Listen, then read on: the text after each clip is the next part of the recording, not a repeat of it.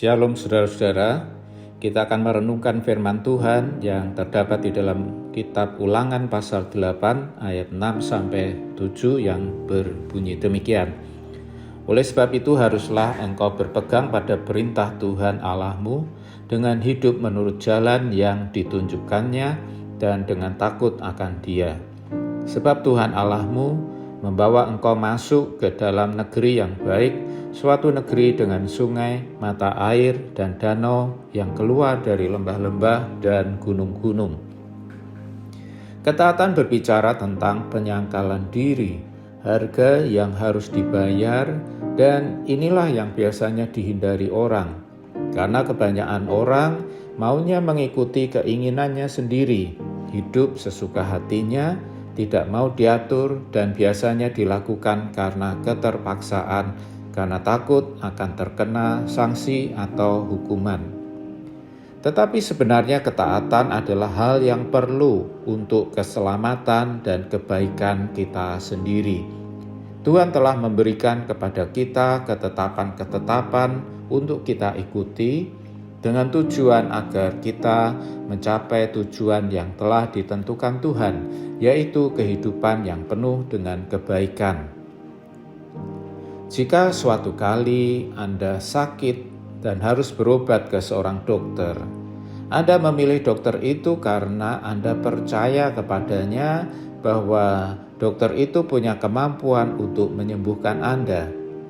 Jika Anda percaya kepadanya, berarti Anda menyerahkan problem kesehatan Anda kepada Dia. Maka ketika dokter itu memberikan saran kepada Anda, misalkan Anda dilarang makan makanan tertentu, maka seharusnya Anda menuruti nasihat dokter itu. Tetapi kadang-kadang ada orang yang membandel, tidak mau mengikuti saran dokter. Lalu apa akibatnya?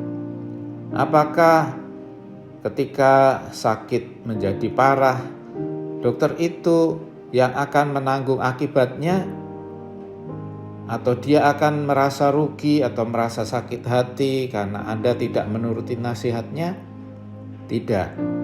Anda sendiri yang rugi dan menanggung akibatnya. Ketika sakit Anda bertambah parah dan Anda datang kembali kepada dokter itu, dia hanya berkata, "Kan sudah kubilang." Apalagi ketika Anda harus menjalani operasi, dan ketika Anda berada di atas meja operasi, Anda sudah tidak bisa berbuat apa-apa lagi kecuali hanya menyerahkan diri Anda di tangan dokter yang mengoperasi. Tuhan memberikan perintah-perintahnya kepada kita untuk kita ikuti, tidak lain dengan tujuan untuk kebaikan kita, agar kita dapat menjalani hidup ini dengan selamat. Tapi seringkali kita tidak taat kepada perintah-perintahnya, dan kemudian kita sendirilah yang menanggung segala akibat dari ketidaktaatan kita.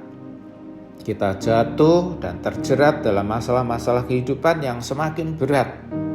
Lalu kita menyesal dengan apa yang terjadi dalam hidup kita.